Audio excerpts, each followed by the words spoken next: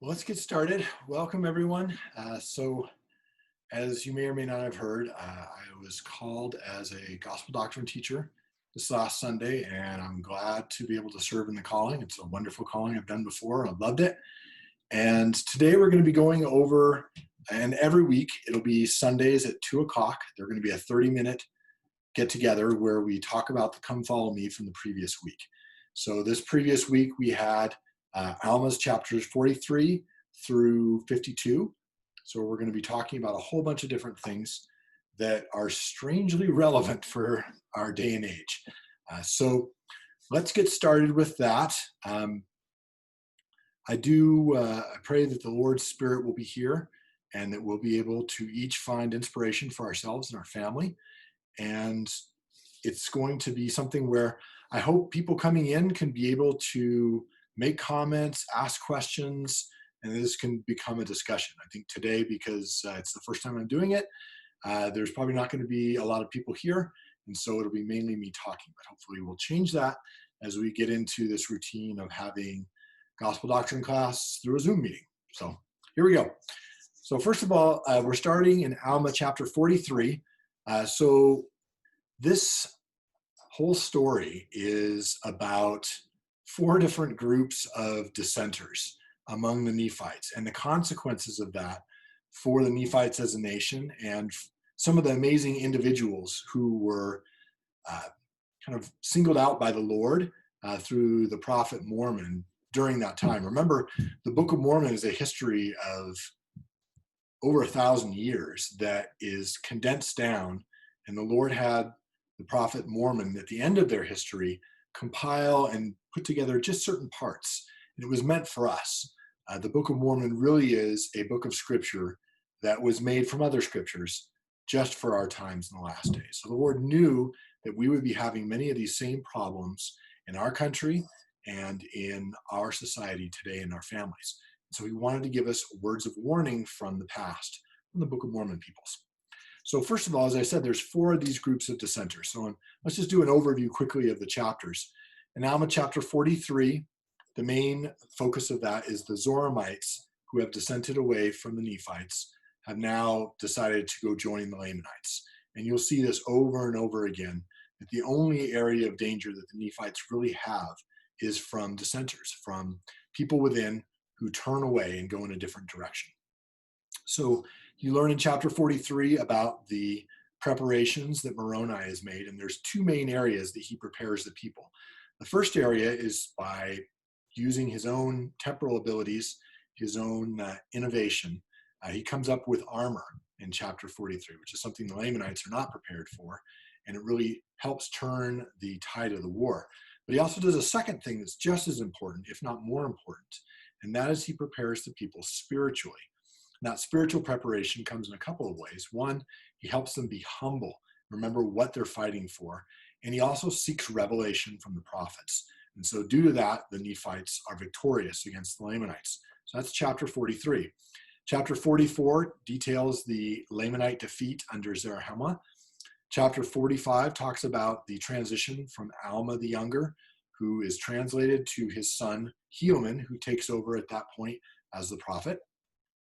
Alma chapter 46 is where we're introduced to Amalickiah, who is a supreme bad guy. And I think we can see a lot of the characteristics of those who follow Satan and who gain power through Amalickiah as an archetype. So Amalickiah, he leads a group of dissenters in chapter 46. He uses flattery and he uses deception to prepare his people and to get them on board.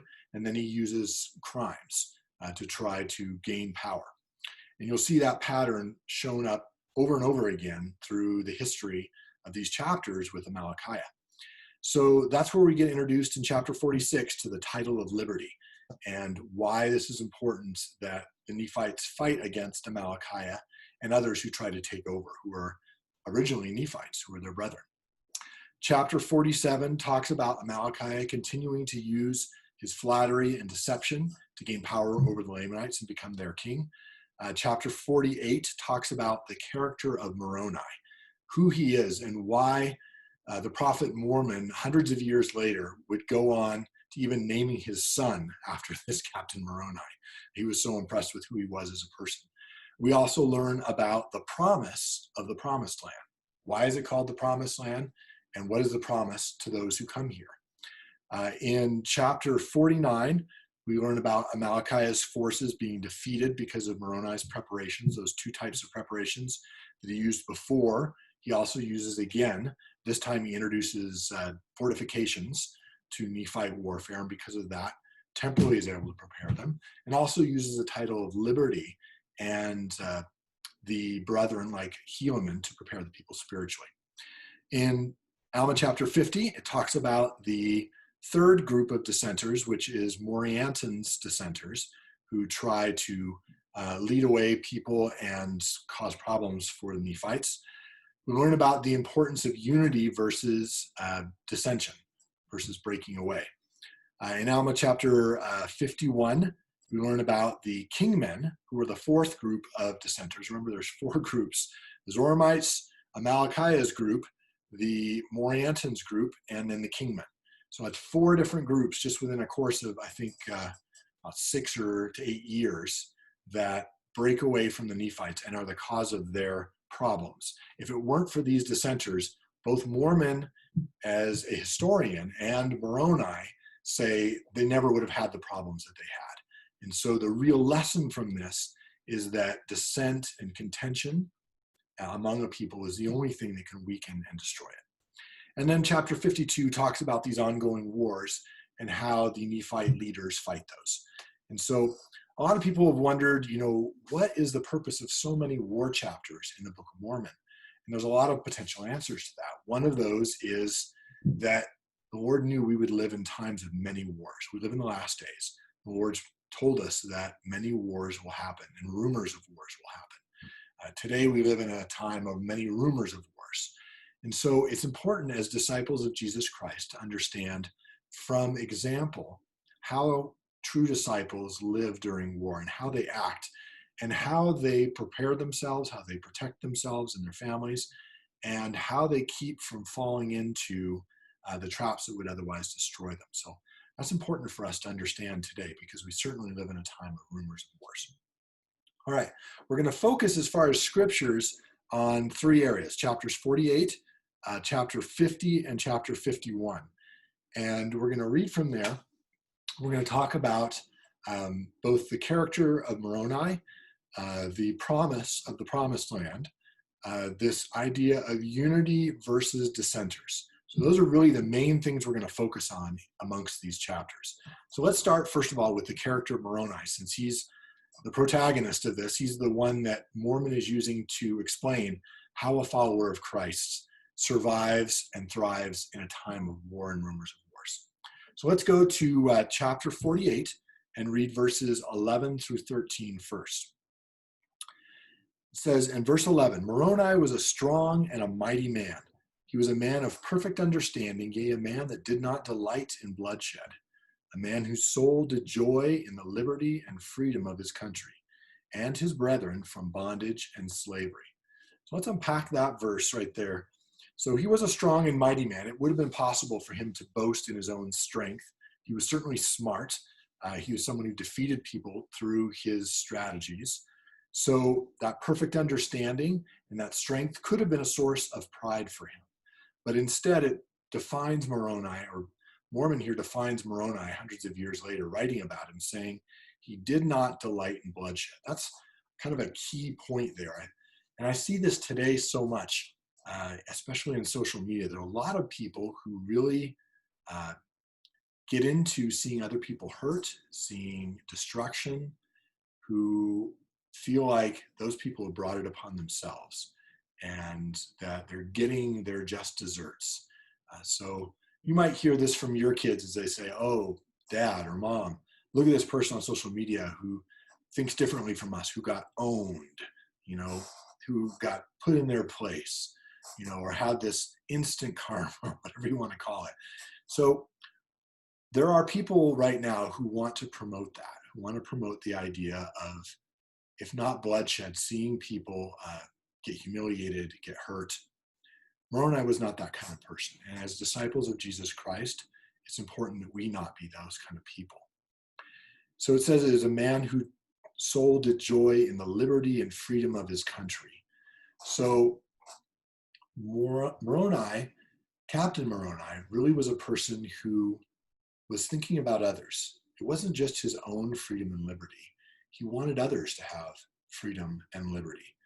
And that point, the idea of promoting freedom and liberty, is one that's very much in need today, because there is certainly a fight against religious liberty, against freedom of speech, just to name a few things. And I think we see that all throughout our country. And we need to be aware of that the Lord wants us to have liberty and freedom, even though that liberty and freedom means at times that we will hear from those who dissent from our opinion, from the truths that we hold dear, that we know are in the scriptures. So freedom and not delighting in bloodshed, those are the first two things that Mormon points out about Captain Moroni. Continuing in verse 12, yea, Moroni was a man whose heart did swell with thanksgiving to his God for the many privileges and blessings which he bestowed upon his people, a man who did labor exceedingly for the welfare and safety of his people.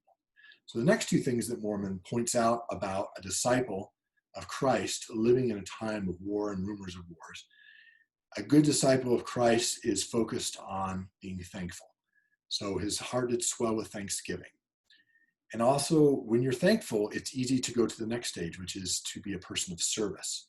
Labor exceedingly for the welfare and safety of his people. He didn't expect others to protect him or to do the work that he could do. He rejoiced in being able to do that work to protect his people and help others. And so that should be also characteristics that we have as disciples of Christ. In verse 13, yea, he was a man who was firm in the faith of Christ, and he had sworn with an oath to defend his people, his rights and his country, his religion, even to the loss of his blood. So here is commitment on the part of Captain Moroni, that he wants to, even to the point of shedding his own blood, defend the rights and liberty and religion of his people.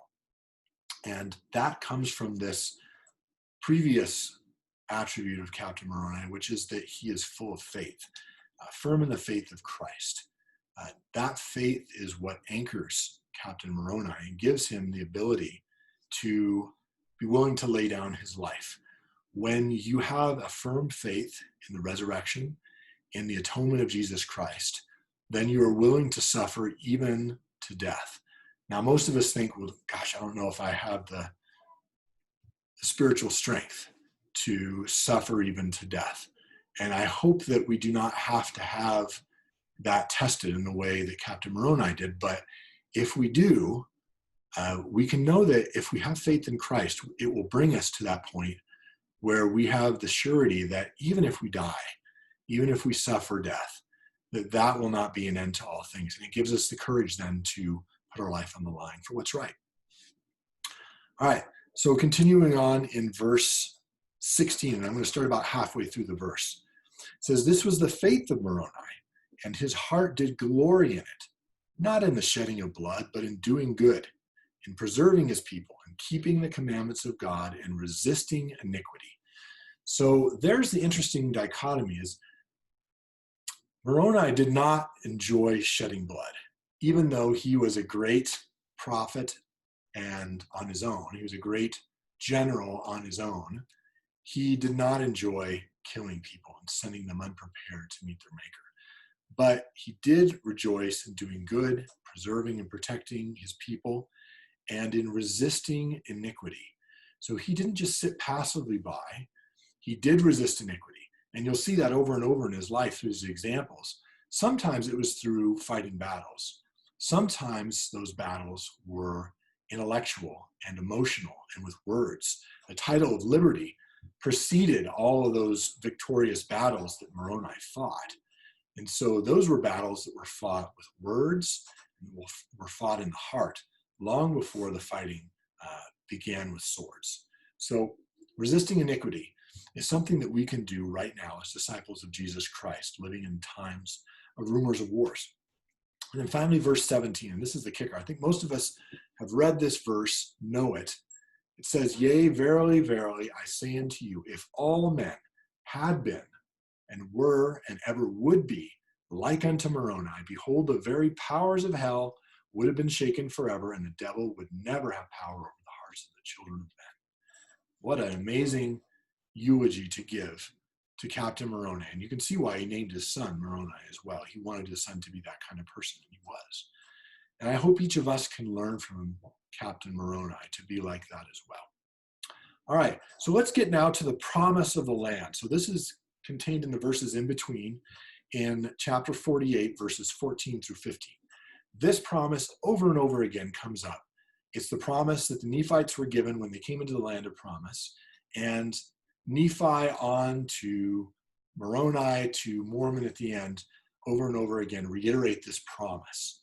And this is the promise to us who live in this land of promise today. Now the Nephites, as verse 14, were taught to defend themselves against their enemies, even to the shedding of blood if it were necessary.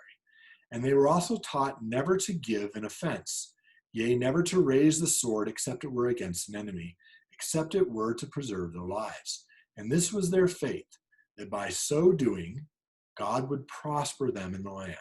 Or in other words, if they were faithful in keeping the commandments of God, he would prosper them in the land and warn them to flee or to prepare for war according to their danger. And so you'll notice there that they put their trust in God, that if they kept the commandments, the Lord would prosper them. And sometimes that prospering meant that the Lord told his people to flee. Sometimes they had to prepare for war, and sometimes they had to fight. So it depended upon the situation what God told them to do. So we can't say that the Lord always says to his people that they should fight. Sometimes he does not. Sometimes he tells them to bear with their trials, as he did with Alma the elder when his people were captured by the Lamanites. Sometimes he tells his people to flee, as he did with Nephi in the very beginning when they came to the promised land and he fled from his brothers who wanted to kill him. Sometimes he gives them the commandment to fight, as he did with Captain Moroni. And I think it's important for us to realize that the foundation for understanding the difference between which of those we need to do is keeping the commandments and listening to our prophets. And if we do those things, then the Lord will tell us the right thing to do in the right situation. Okay, so that's the promise of the land, is if we keep the commandments, that we will be prospered in the land. So I hope that each of us remembers that, because I know in my own personal life, the more that I have seen that I have kept the commandments and stayed close to God, the more he's been able to bless and prosper me. And the converse is also true. At the times when I have not been close to him, and the times when I've struggled often. That doesn't mean that all struggle in our lives comes from not keeping the commandments. We have to be very careful that we don't look at others who are going through a difficult time and say, that person must have brought it upon themselves, because that's not true.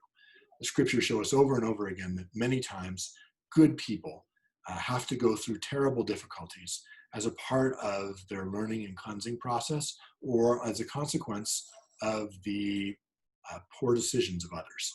And so sometimes it's even simply a part of the mortal existence that we go through in this life. So let us be clear that the Lord does not intend us to understand that when we go through hard times, we're not prospering because we're not keeping the commandments, or others are not keeping the commandments. That's not true.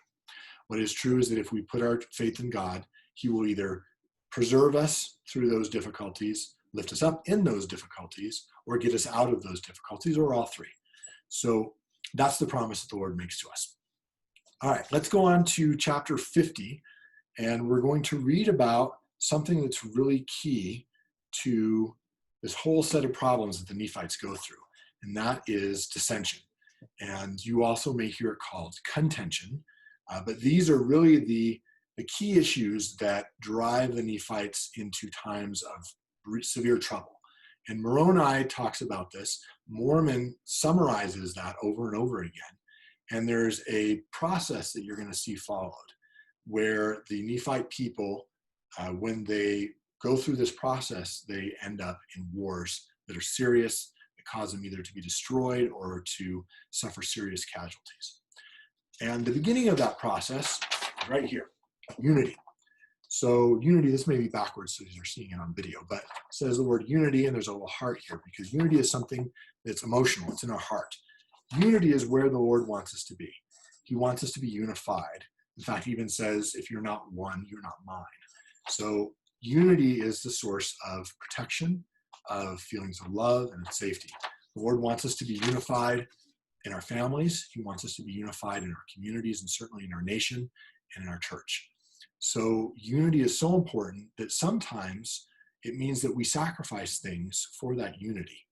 And sometimes those sacrifices may be inconvenient to us. But by sacrificing, by forgiving others, and we talked about this today in our family church, by complimenting others for seeing the good in them, by serving others, we can promote that unity in our own families. And that unity is where we find strength.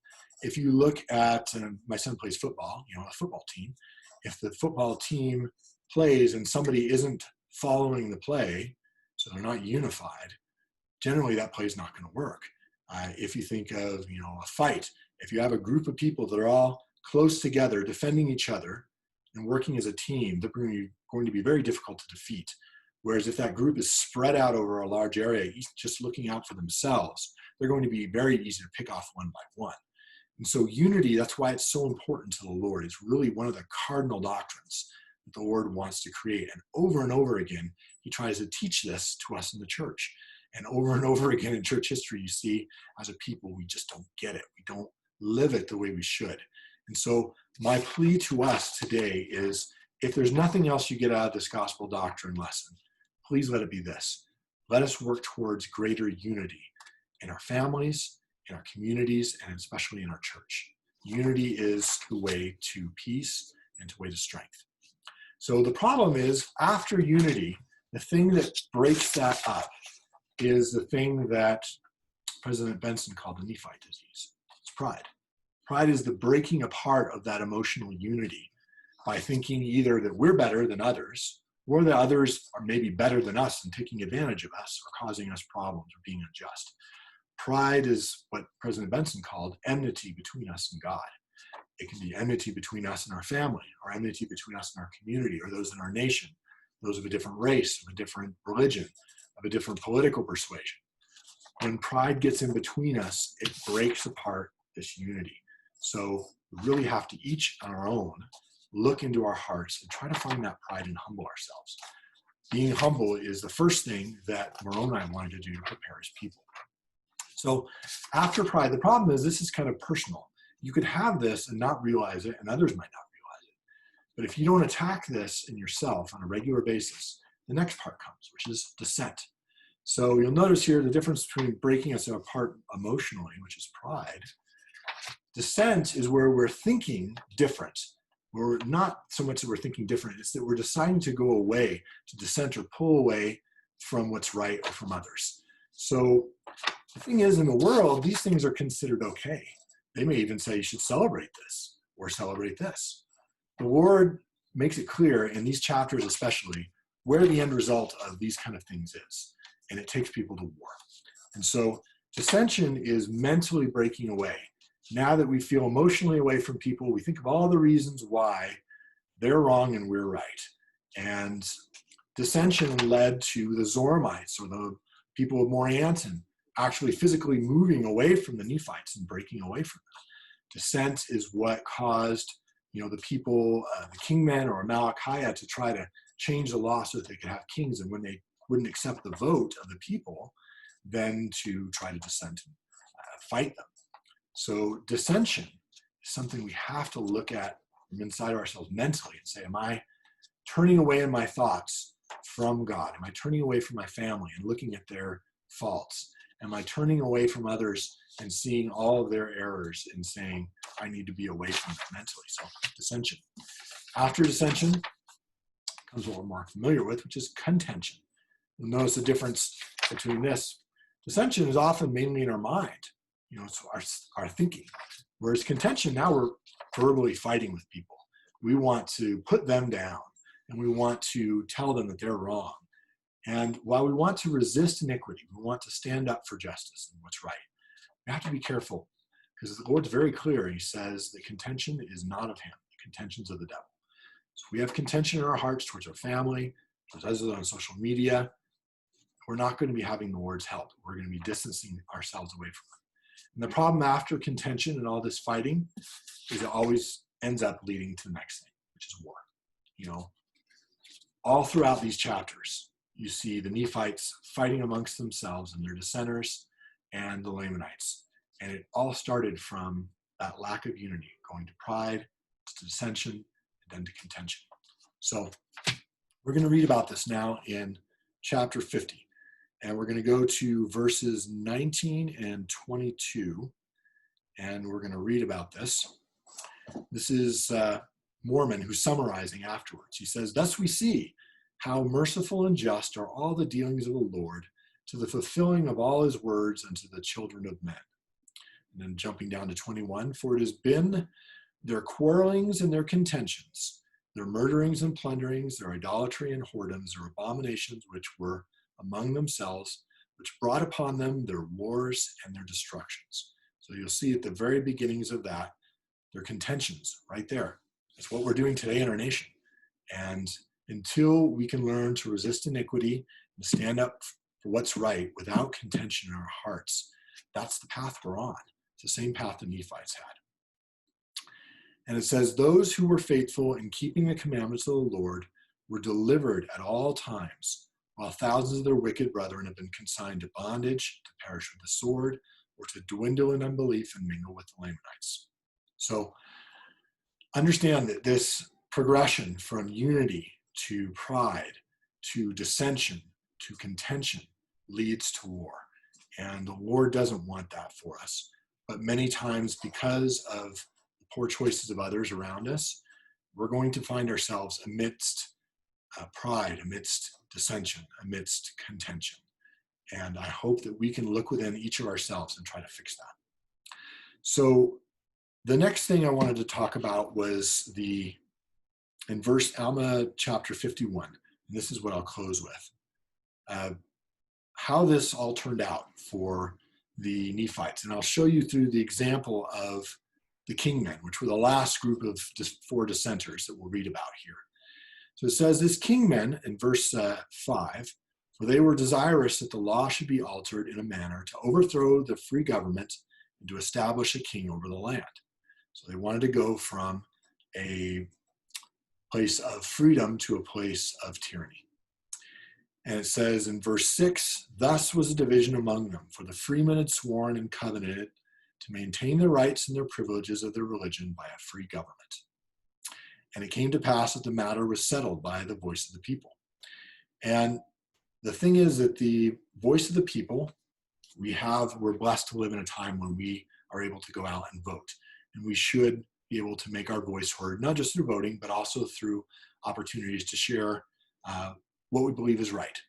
If we can do that without contention, if we can make sure that we humble ourselves, that pride is not a part of our heart, that we're not dissenting away from the prophet, from the truths that we've been taught, then it's important that we stand up for what's right. We vote with our voice, we vote with our money, we vote with our ballot box. And if we do that, the Lord has promised that he will prosper us in the land, that he will bless us. If we don't, then we'll be like the people in verse 13 of chapter 51. It says, "For they were so wroth," or in other words, angry, "with the chief judge and also with the people of liberty that they would not take up arms to defend their country." Anger makes us do crazy things, like not even defend our country. I believe that the Lord has blessed us with a wonderful country, with wonderful people.